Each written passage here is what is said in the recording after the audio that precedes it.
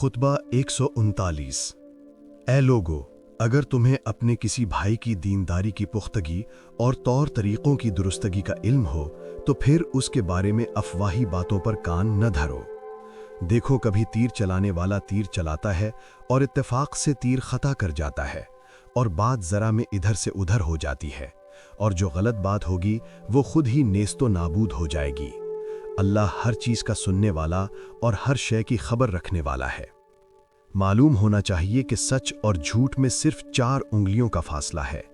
جب آپ سے اس کا مطلب پوچھا گیا تو آپ نے اپنی انگلیوں کو اکٹھا کر کے اپنے کان اور آنکھ کے درمیان رکھا اور فرمایا، جھوٹ وہ ہے جسے تم کہو کہ میں نے سنا، اور سچ وہ ہے جسے تم کہو میں نے دیکھا۔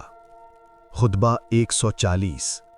جو شخص غیر مستحق کے ساتھ حسن سلوک برتتا ہے اور نااہلوں کے ساتھ احسان کرتا ہے، اس کے پلے یہی پڑتا ہے کہ کمینے اور شریر اس کی مدح و ثنا کرنے لگتے ہیں، اور جب تک وہ دیتا دلاتا رہے، جاہل کہتے رہتے ہیں کہ اس کا ہاتھ کتنا سخی ہے، حالانکہ اللہ کے معاملے میں وہ بخل کرتا ہے۔